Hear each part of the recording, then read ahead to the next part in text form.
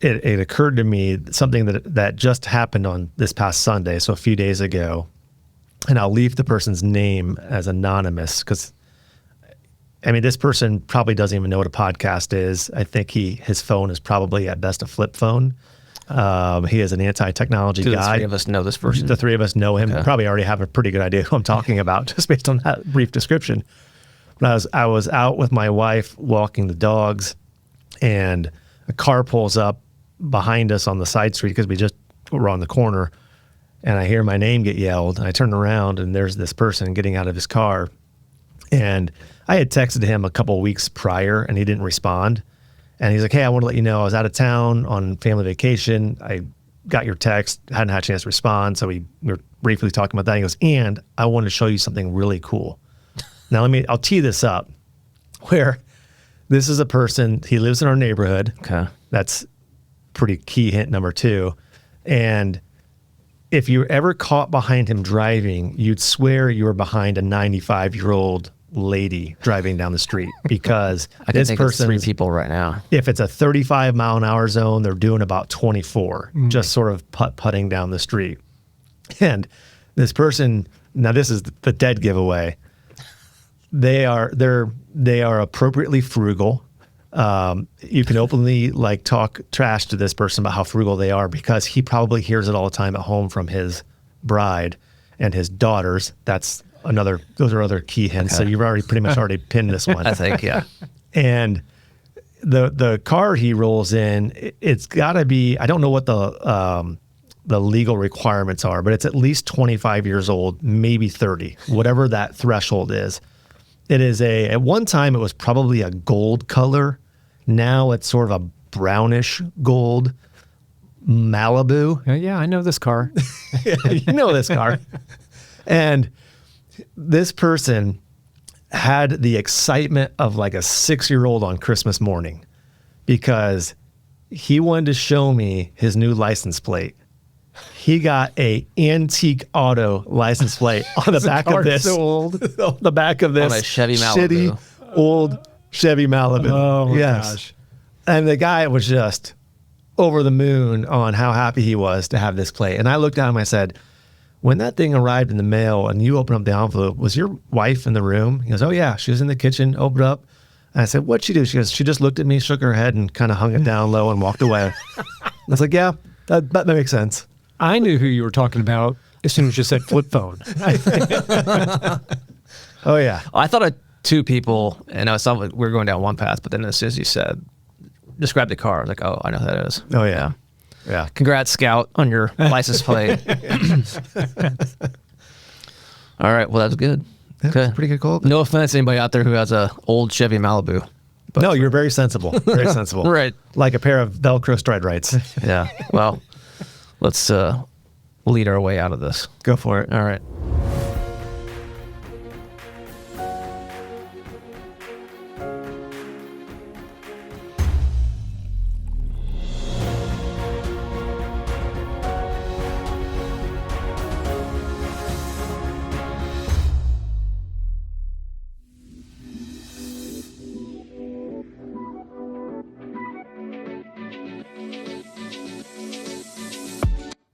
Hey guys, welcome back to another episode of the Industrious Podcast. Thank all of you guys for joining us from wherever you get your podcasts, or if you are tuning in to the Assessa YouTube channel, thank you for doing so. If you're on the YouTube channel, you haven't hit that subscribe button, please do so. We would greatly appreciate it whether you're driving Malibu or not, doesn't matter. Hit that little notification bell icon so you can be alerted when new episodes like this one drop. We would be most appreciative. All right, today we got a special guest, kind of a blast from the past for us. Somebody I've known for oh god, you're gonna take over 45 years at least. Not that we met when we were born same day. Yeah, we met at the hospital, right? Anyway, John Ryan. John is the CEO of OrthoIndy. John, welcome to the Industrious Podcast. Thanks for having me. Welcome.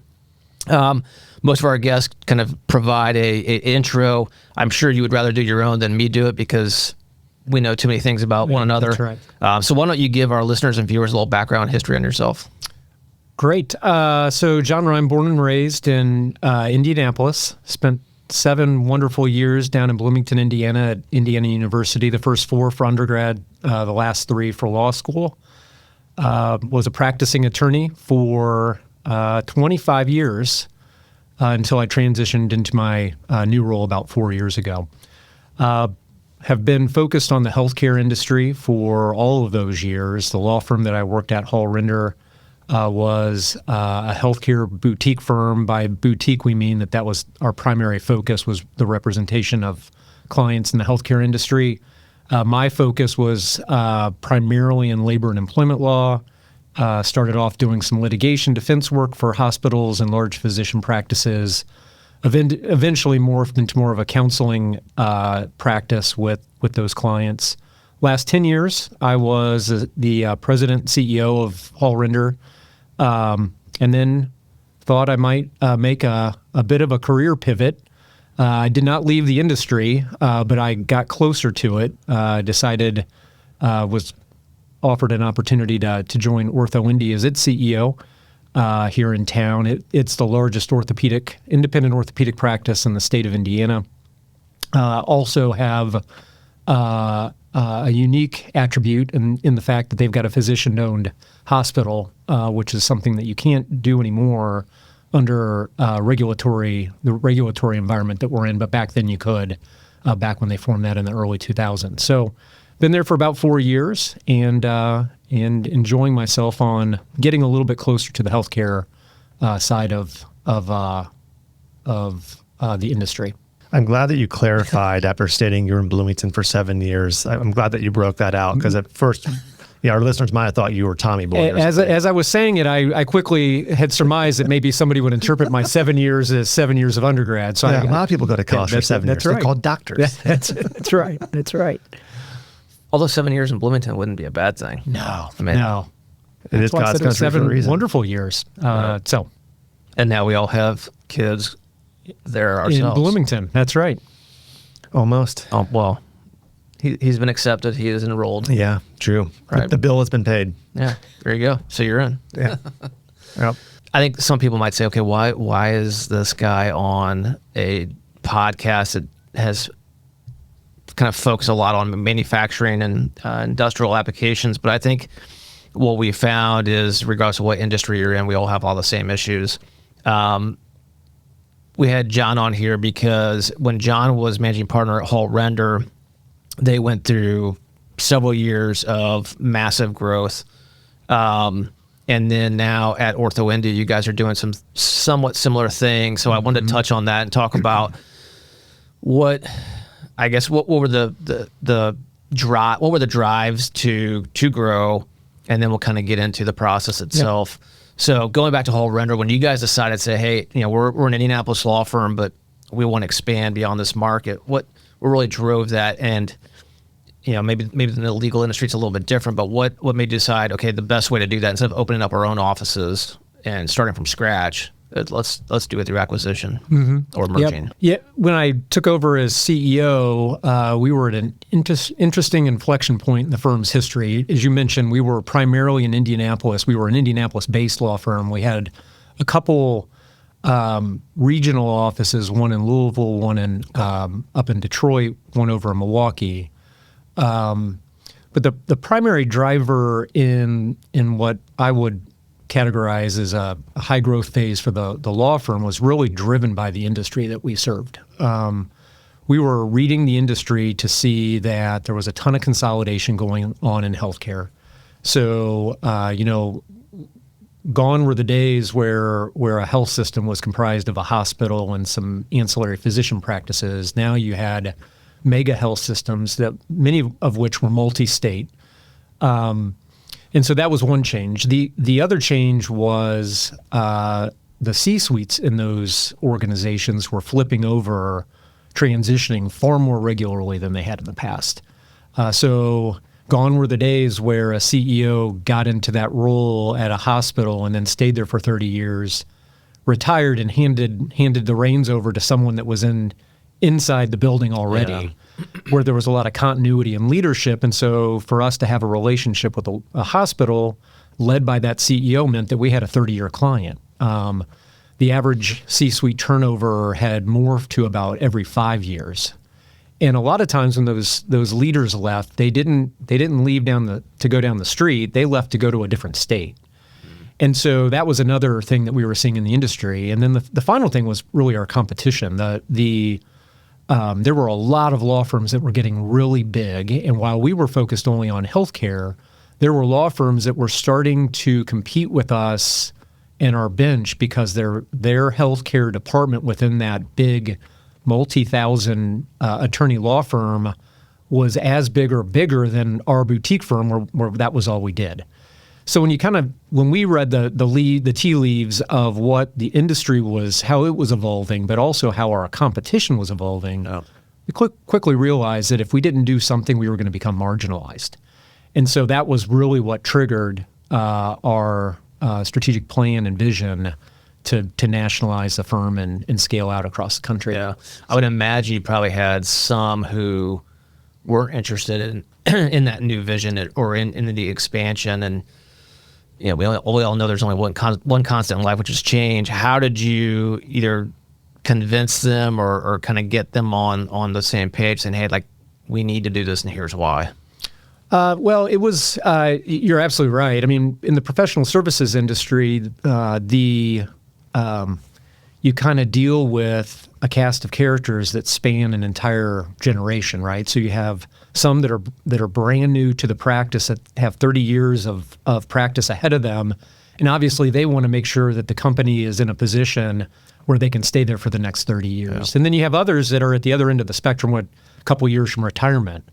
And the idea of investing that close to retirement when you're trying to optimize your retirement portfolio, kind of a hard step for them, right? They're like, why am I investing in 30 years from now? I need to maximize today. And so it really took a while for us to get everybody convinced that if we didn't do something, the legacy of this firm would likely go away. Yeah. And that was how we convinced everybody that this was the right path. And then, of course, we'll get into it in a second, but then it was, how do we execute on that, right? I mean, how do we convince a law firm or a healthcare department in a law firm out in Seattle that they should throw their lot in with this Indianapolis law firm? You have to build trust in order to convince people that they'd be better off joining you, and that we would be better off together than either of us would be on our own. Yeah. So outside the competitive aspect of trying to make sure that you don't get out-competed, I imagine with the consolidation in the healthcare space amongst hospital groups and things like that, was there pull being applied to you to come into new states or to new markets because of their expansion, and they wanted to maybe, pull the relationship you had with them to their new, venture? Yeah, in some cases, yes. So we represented a handful of larger health systems that were multi-state, that were nationalizing themselves, and they needed our support to move into those new markets. Mm-hmm. And so over the course of my practice, I ended up getting licensed in 5 states because I happened to represent a large health system that was multi-state, that was growing into new markets, and they needed us to come along with them and help them from a legal perspective to get into those markets. But in addition to the pull, there was also the push, which was the multi-state health system that local CEO leaves to go join. And if we're not in their location, they're choosing a different law firm. And so we were almost pushed into some of those markets because we wanted to follow the work. We didn't want those relationships that we had built to be compromised to the point where they're now not using us because we don't have locality with where that new landing spot for them was. Right. I get this question is maybe a little bit in the weeds, but I'm just curious, and it's probably as applicable to your prior career and your current career, but how do you balance federal regulation with expansion to new states and crossing, the state line with state regulatory requirements that differ from state to state? Like, what's that like? Well, it is. It's kind of a complicated puzzle. That's a nice way of putting it. Yeah. I mean, we could get into the healthcare industry. We could spend hours on that. That's episode 2. That's right. because a lot of healthcare regulation is federal, it allows us to capably handle a good volume of a client's business, kind of irrespective of the state. But if you don't have that state expertise, you can have all the federal expertise in the world, but the states vary so much in how they handle healthcare regulations that we would be iced out of that work simply because we don't have that. Because all health attorneys have a good handle on the federal regulations. It's really the ones that have that local state experience that is going to set them apart from the others as to why they're valuable to the clients that they serve. So it's kind of another way of saying if we didn't have local attorneys in those markets to support that, we were going to be at a disadvantage with everybody that did. Yeah, you're trying to run up a learning curve real fast. Yeah. How did you guys find your targets? A variety of different ways. In some markets, we found a small healthcare boutique firm, so a smaller version of us, and it may only be we eventually grew to north of 200 attorneys, but we might find in Dallas, for instance, there was a small boutique healthcare firm that was 7 attorneys, and we convinced them to just basically merge into us and take on the Hall Render brand and our culture and vision. In other markets, we transplanted some of our attorneys, kind of the other end of the spectrum. We had an attorney in Denver, for instance, that was in-house at a client, but a former Hall Render attorney. Yeah. Then we had another attorney that had that was based out of Milwaukee that had a vacation home in Colorado, and we hired the one attorney back out of in-house, back into private practice. And then we had the other attorney from Milwaukee start to split his time between the two, and then we started recruiting. In other markets, we would go into we'd find a law firm that was a general practice law firm and identify their healthcare attorneys within that firm, and invite them out of the firm to join our boutique healthcare only law firm. So you poached them, is what you're saying? Well, I mean, there's a number of ways that we could categorize what I did, Joe. But however you define it, those were the vehicles with which we went into the various markets, and we were typically choosing markets that were growing, right? If you think about, of course, DC is always growing, but DC was one of our early landing spots. Denver, Dallas, Seattle, Philadelphia. We did our one outpost that I never successfully got to was our Anchorage, Alaska. I remember that one office.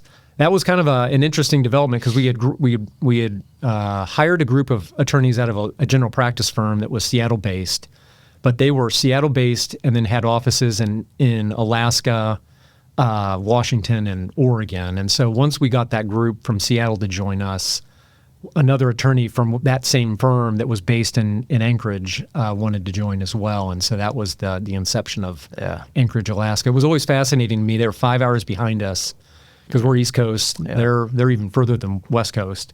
And in the winter time where it's dark 24 hours a day, to be on the phone with her, at 3 p.m, which is actually 11 o'clock her time, and it's still pitch black out, was always a little. It made my mind a little crazy to think about that. I always felt for her because I'm like, it's 11 in the morning and it's still pitch black. Right. Yeah. That's wild. I do remember it was either you or Bettner said something about Anchorage, and I was like, Anchorage, Alaska? And they're like, I'm like, what the hell? Yeah.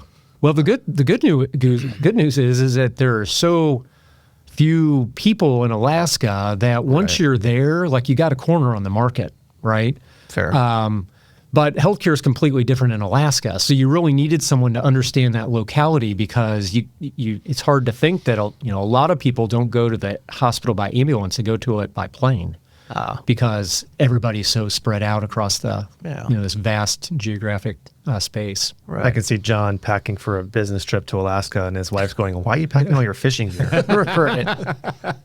I did manage to tie some fishing into a number of my visits across the country. Yeah. Okay, so wrapping up the whole render side of that expansion, looking back, what were the biggest takeaways from that exercise? or exercises?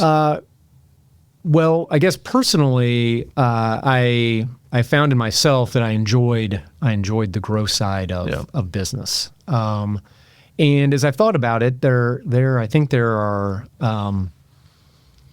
people in leadership positions take on kind of different profiles. There's the person that can optimize operations. There's a person that can grow. It's the person that can fix things.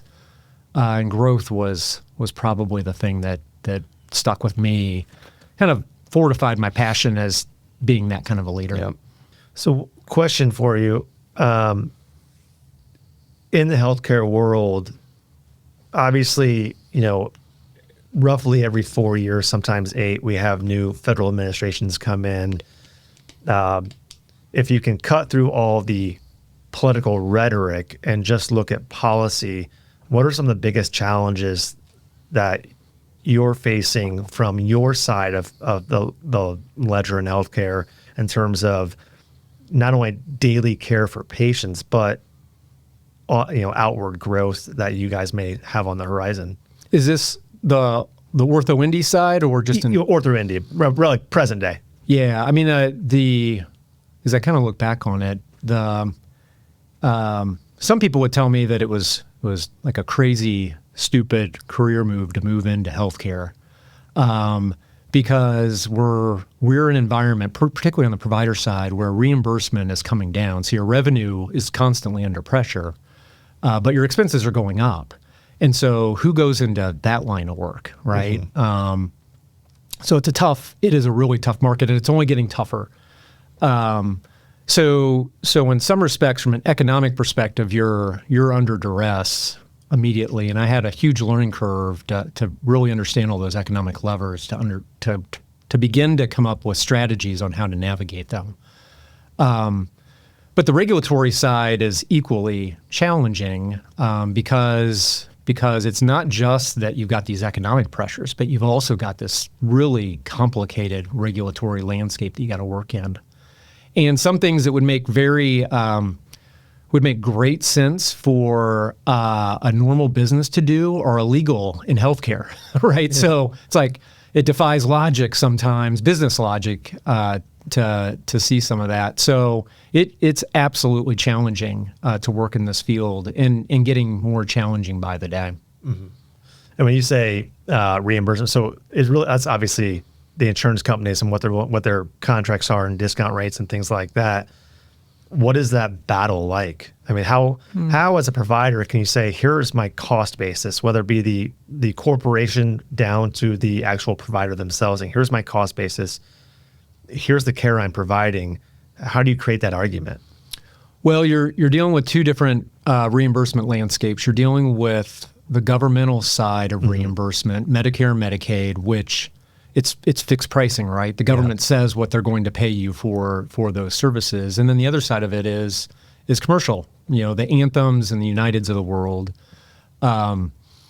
where you're negotiating reimbursement with them. And you've got to figure out, you know what your reimbursement on the government side is going to be, and you can predict what your volume is going to be.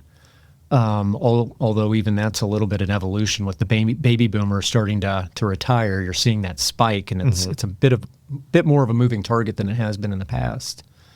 But then you're trying to counterbalance that by bringing in enough commercial business, because that's really a lot of the governmental work that we do. You kind of do it to break even. And then if you're going to make any margin at all, it's going to be because of the commercial business that you do, and you're you negotiate what you negotiate with the Anthems and the Uniteds out there. But then it's a matter of going out and convincing the markets that you're in, the people that you serve, that they are better off coming to you than the competitor down the street.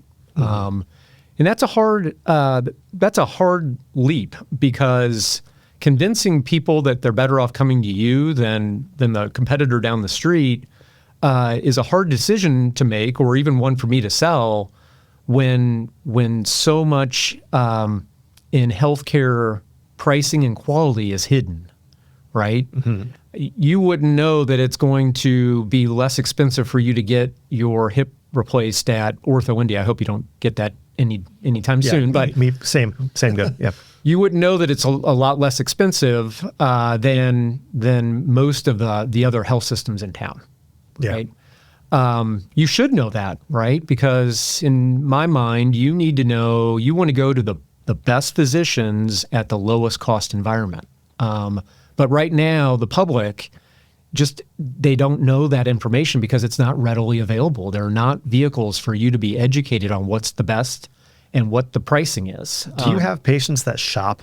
I mean, do patients call and say, I need to have this procedure? Can you quote me? Mm-hmm. We do, increasingly so. There are, I think, particularly with the proliferation of high deductible plans where more money is coming out of the pockets of the consumer, they're much more engaged in asking the questions like, how much is this going to cost? Yeah. Now, the reality of it is that if you're coming to OrthoIndy, it's likely, I mean, you're certainly coming to us in our urgent cares for ankle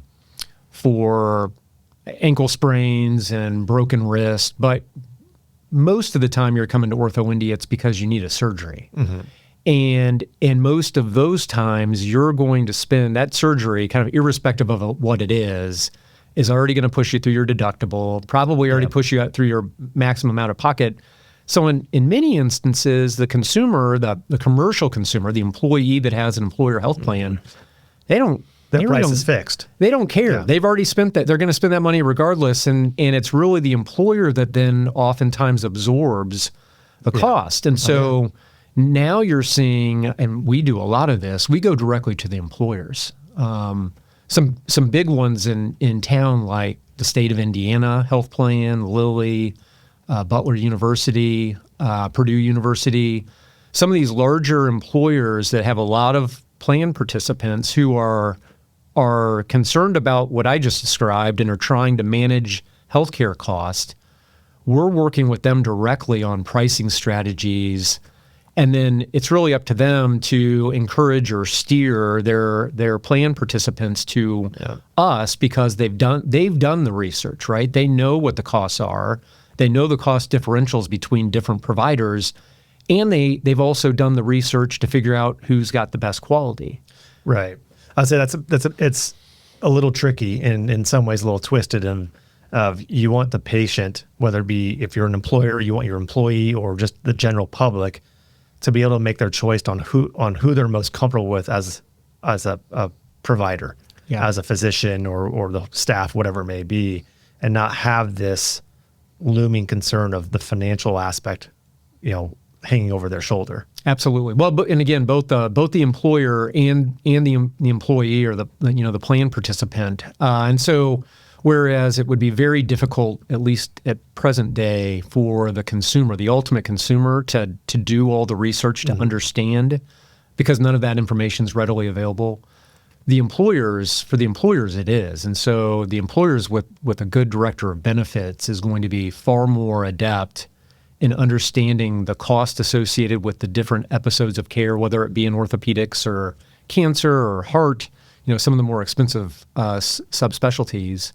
And know the cost and also know the quality. Mm-hmm. Because for the employer, the quality side of the equation is when we do this surgery, we got to maximize our chance that it's going to be done right. Because if it's not done right, it's probably going to result in a second surgery, and that's more cost. And it's not just more cost to the employee; it's more cost to the employer. Mm-hmm.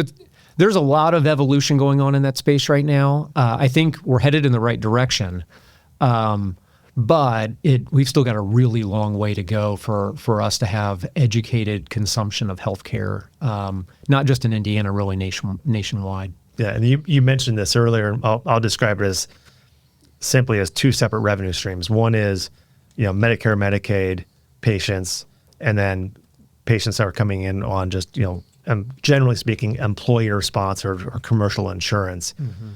And you said it's a moving target, and you also referenced baby boomers. What is it like from your guys' end, looking at, budgeting for future revenue streams as the demographic, as your target market might be shifting, as you you serve so many people, right? You can only churn out so many patients in a let's say a fiscal year. Yep.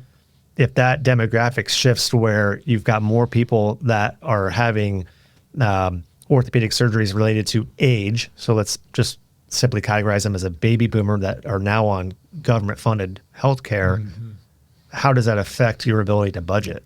Yeah, what you're really talking about in our world is payer mix, right? So we are always kind of monitoring our payer mix because it allows us to predict the future, not with precision, but better than throwing a dart. Yeah. And so we're seeing already. I mean, Indiana is a good microcosm of the population of the U.S. The population in Indiana is not increasing. It's shifting, right? So in Indianapolis, for instance, you're seeing fewer people live in Marion County and more people live in some of the donut counties around Marion County.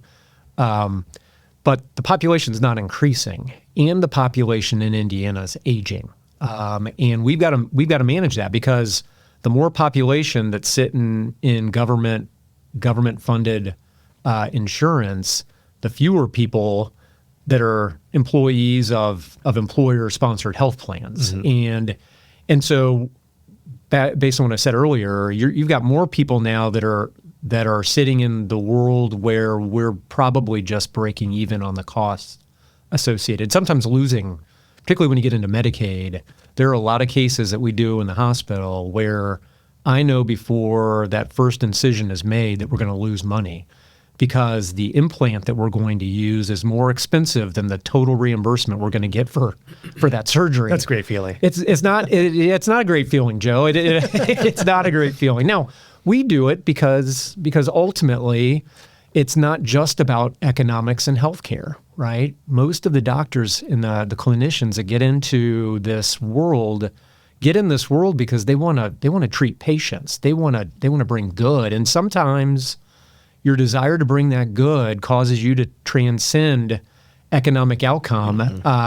That's a little bit unique when, I'm a for-profit organization, right. but I mean, they took an oath, right? Right. We make decisions sometimes that are not in our economic best interest, but we do it because it's in the best interest of the patient. Yeah. So that is a little bit of a unique unique dynamic that you don't often hear of in the business world, but it applies in the healthcare space. Yeah. Really random, off topic somewhat. Do you think you guys will be affected much on tariffs, like supplies?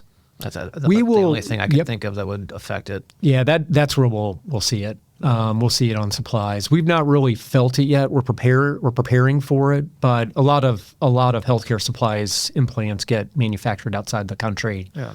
And so we know that that's just going to put all the more pressure on us to constantly being best informed on all the different implant options that there are, and really focused on the price of those implants and constantly negotiating the price of those implants. Because just like we're negotiating with the payers on what they're going to pay us for that episode of care, we're negotiating with all the cost inputs as well, to include the supplies that we use. Right.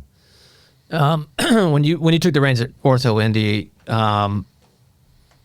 I guess what were some of the driving factors, and then when did, in its own unique way, when did the growth and expansion of OrthoIndy start coming into play? And I think there's probably two different fronts that you guys have been doing that, both organically your own, but also then partnering with other organizations. Yep. Talk a little bit about that and maybe the parallels between what you learned at Hall Render and what you're doing now. Yeah, I'm happy to. So probably to start with my motivation and even transitioning from, lawyer / law firm manager to CEO of a healthcare provider. I mentioned before, I'd been in the industry, right? So I've been serving healthcare primarily on the provider side for 25 years. So I was really I felt like I was very adept in that industry. And if you think about Hall Render having gone through the growth it went through, we were nearing a point towards the tail end of my time there where we were coming out of that, right? We you can grow at hyperspeed like that, and like we had, but you never grow efficiently. You grow pretty clunky. It's just the nature of growth, right? You're bringing on different groups. You're bringing on a lot of people. You're trying to integrate those folks, and so we were on the backside of our growth cycle at Hall Render, in my estimation.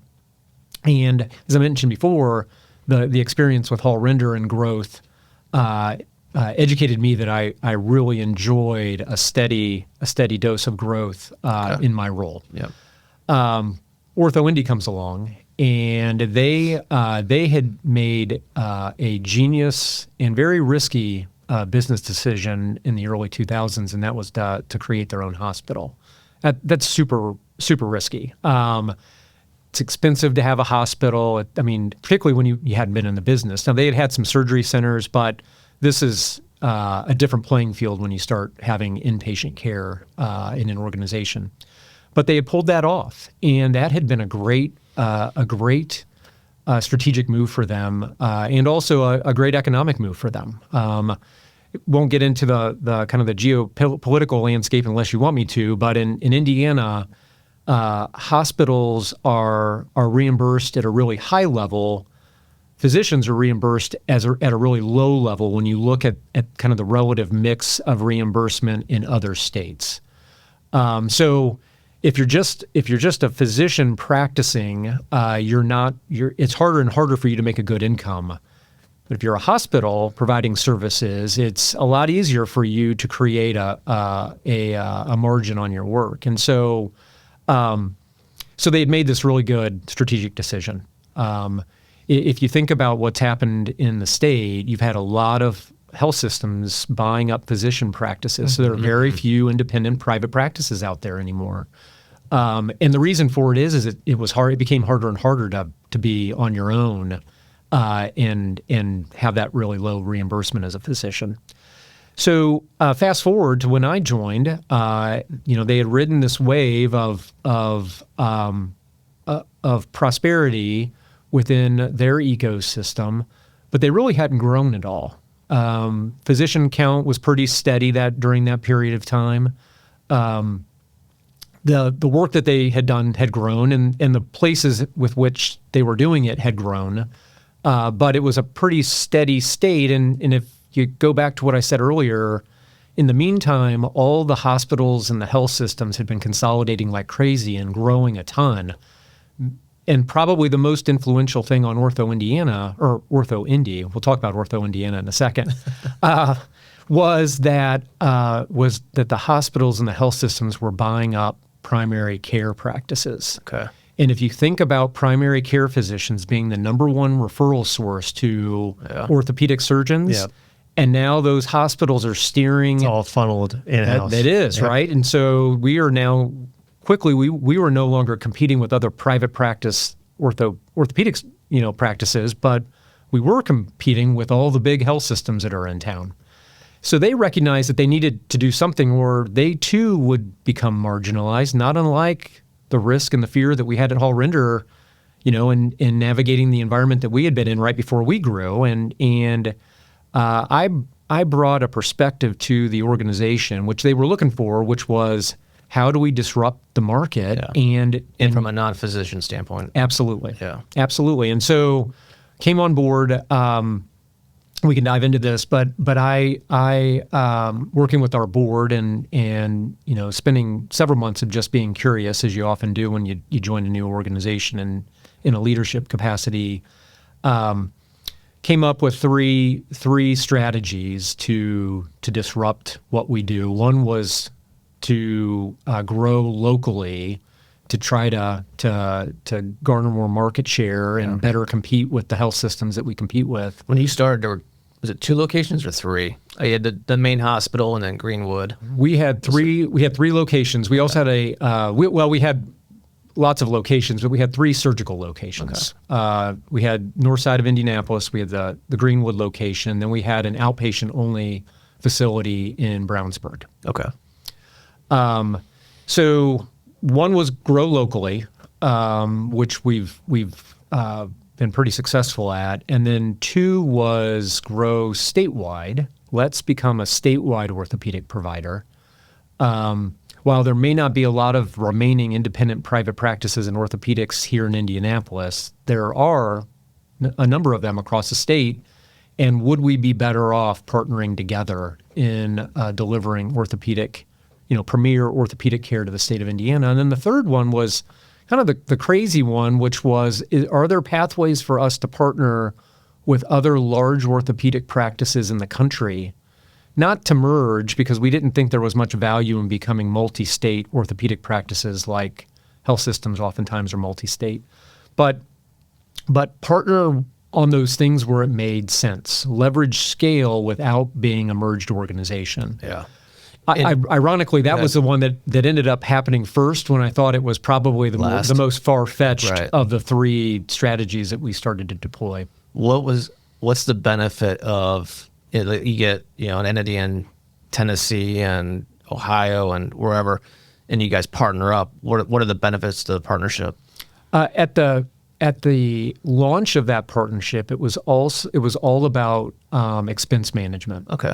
Right. So maybe creating buying power and whatever. That's exactly right. Yeah. We can create buying power for implants. We can create buying power for EMR solutions, medical record systems, IT. Yeah. We're all doing these things in IT, and can we align behind specific IT solutions and then go negotiate a better deal together than we would have on our own? Yeah.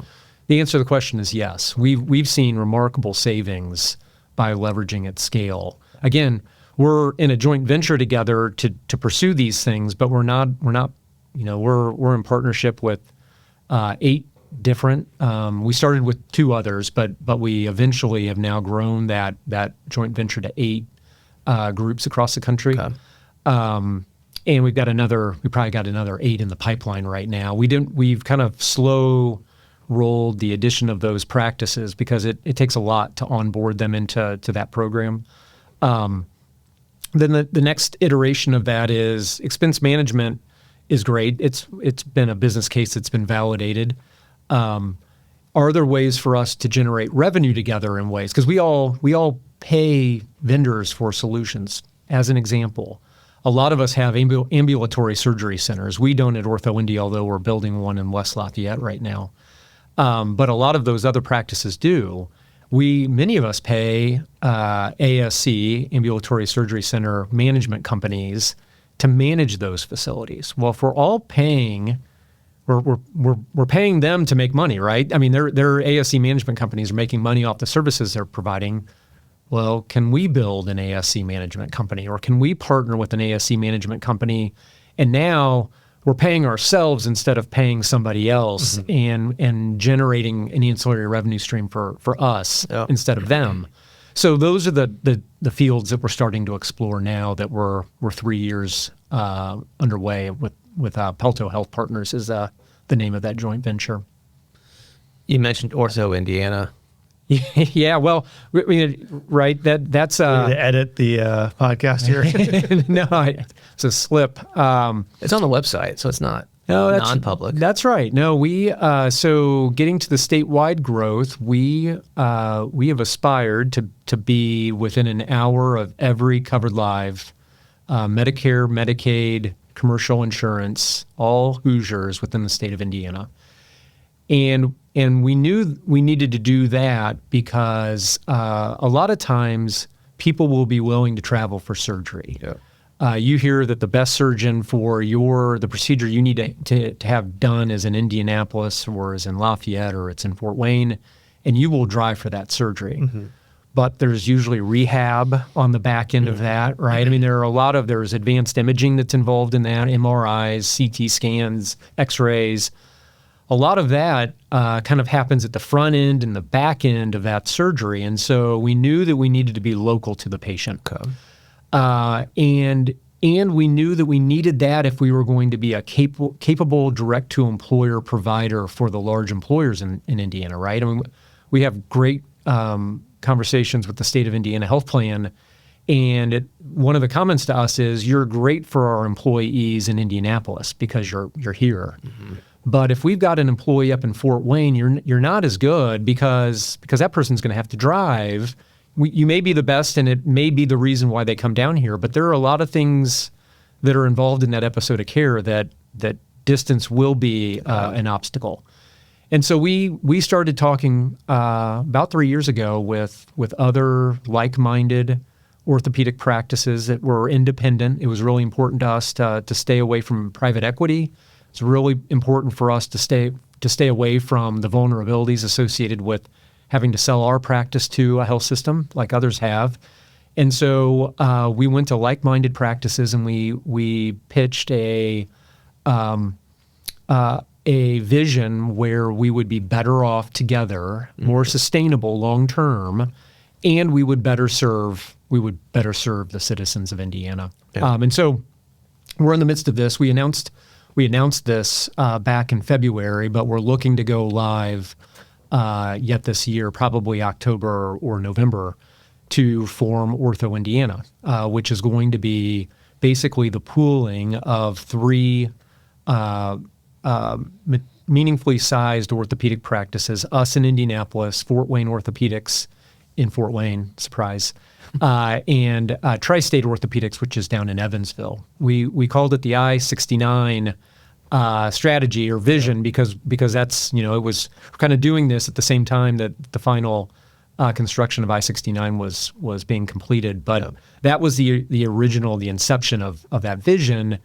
We recognize that we won't yet be within an hour of every covered live with those three, but we've already had, just on the announcement, we've had a handful of other orthopedic practices already reach out to us and are looking to get in once we get this off the ground. So I think it's not going to be too long before we can capably provide orthopedic care to the entire state. Yeah. Cool. So the I-65 project is on the whiteboard, are you saying? And the I-74 and the I-70. Oh yeah, we've got them all on the whiteboard. That's right. Now, if they could just fix the roads, that's life better.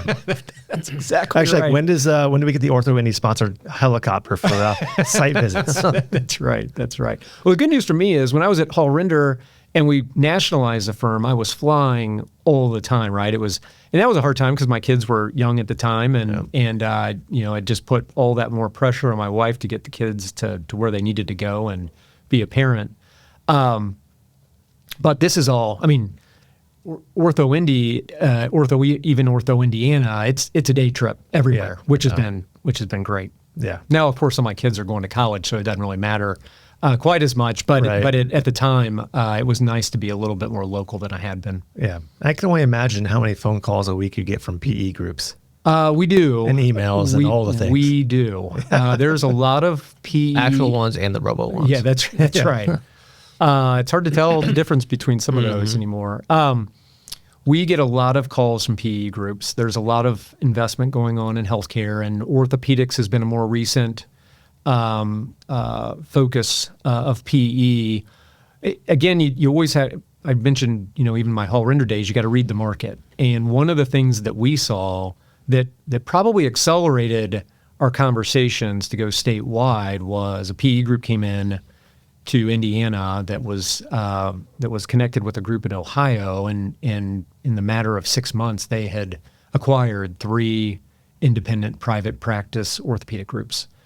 And I thought, well, my gosh, they're going to gobble up everything that's left if we don't. And it also told me something about the pressures associated with private practice and independent practice of medicine.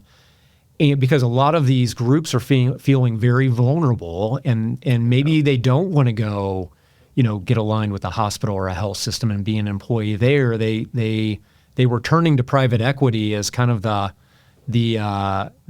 hope and the dream that they could maintain some semblance of independence. But of course, if you know a lot about PE, it also, you give up a lot of control. Oh yeah. And so we hear of many across the country that have gone that route and now regret that decision, albeit that economically they might have been forced into it at the time that they had to make that call. So we're trying to create an environment where the independent practice of medicine can survive. Yeah. And one way to do that is to have to scale up and better serve the communities that you serve and better better position yourselves with direct-to-employer relationships that will generate that business that will keep it from being referred from a primary care doctor that's employed by a health system to the orthopedic surgeon that's employed by that health system. Yeah. We got to bend that curve. The other thing that we did, which actually predated me, but it's worth mentioning because it's all, it's about the patient. We launched orthopedic urgent care. We've got 6 sites in Indianapolis. The other 2 groups that are coming on, they've got urgent care capability as well. That was all about creating a storefront. And because if you didn't have that storefront, you were either going to go to the ER, which was going to then refer you to that ER health system's orthopedic surgeon, or you're going to go to your primary care doctor and they're going to refer you to the health system's orthopedic surgeon. Right. So we had to create a storefront, and it's been tremendously successful. We see about 30,000 urgent care visits a year, and growing. And the employers love it because it avoids, we just charge a clinic visit for the urgent care visit. You go to the ER, you know that you're spending thousands of dollars the second you walk in the door. So the employers love it because it's less expensive. The patients love it because it's faster. It's convenient. Yeah. As the parent of high school athletes, it's extremely convenient. We are all you're all customers, right? I have been to an orthopedic urgent care center twice a day once with two different kids. And where I walked in the second time, and all the staff were like, "Weren't you just here?" I was like, "Yeah." Well, the beauty of it is not just the speed, because our aspiration is to get you in and out within an hour, right? Whereas you might spend 5 or 6 hours in an ER, but it's also to get you connected with whatever specialist you need based upon what that urgent care visit tells us. Versus a lot of times you go to the ER, the best that ER is going to do is stabilize your situation and then say, hey, you need to follow up with the orthopedic surgeon.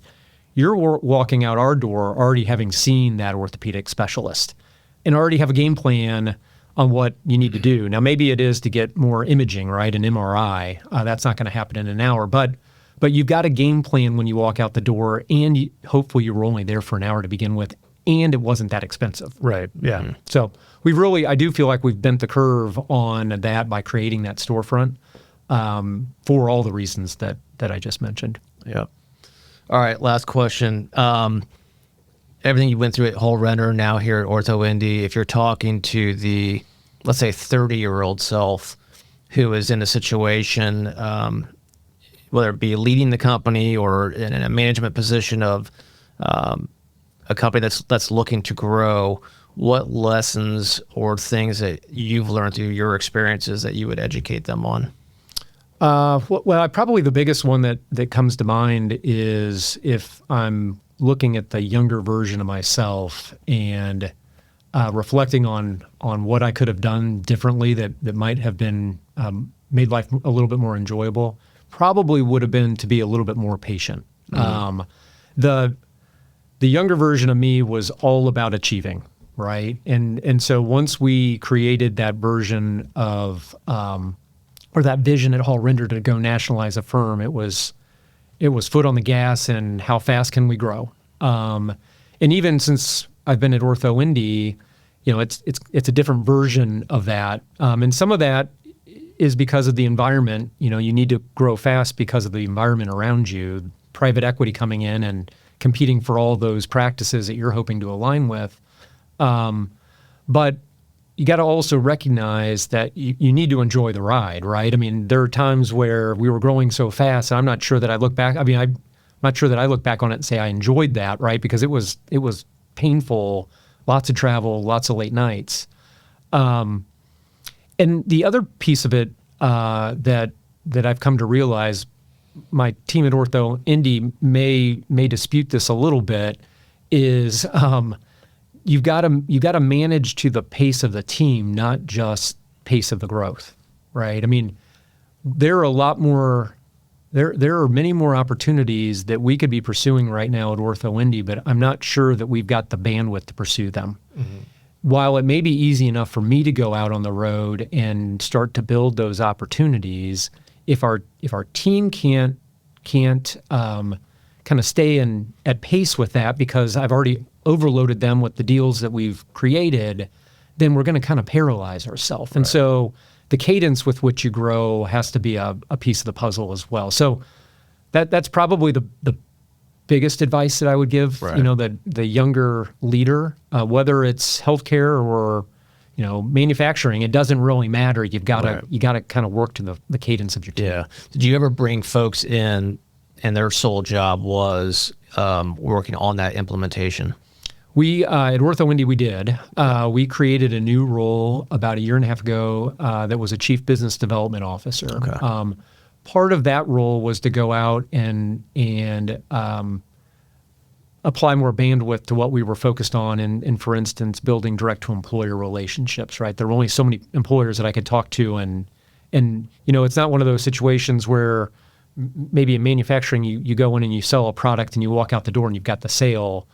In professional services, the lead time can be, we were, for instance, the Hancock Health partnership that we just announced, where we're partnering with them, but effectively we're going to be their orthopedic service line going forward in Greenfield and Hancock County. That was a conversation that probably started 18 months ago, right? Now it just got launched, but there were so many moving parts. But we brought in the Chief Business Development Officer really to kind of work on some of those strategies, but also be the person that's kind of getting those deals across the goal line. Yeah. And again, that's not to dismiss at all a mountain of work that gets done by the broader team, right? Sure. Those deals touch every corner of the organization, from the clinical side all the way through the administrative side. But that was the person that we brought in to kind of be the deal quarterback, so that it would free me up to go and start exploring those next opportunities, knowing that the pipeline for that might, the lead time on those next deals may be 18 months. Yep. Okay. Makes sense. All right. Well, it's a lot. Time. That's a lot. Yeah. That's a lot. Thanks for coming in. We appreciate the time. Yeah, I appreciate the opportunity. Yeah. Good to catch up with you guys. Same. All right, and thank all you guys for joining us on this episode of the Industrious Podcast. We appreciate you guys tuning in from wherever you get your podcasts. Any comments, questions, thoughts, etc., throw it in the comments section there. We'd be happy to take a look and answer you. All this, guys, I think everything that John talked about is kind of the epitome of being industrious. And so whatever your line of work is, whatever industry you're in, don't forget, be industrious.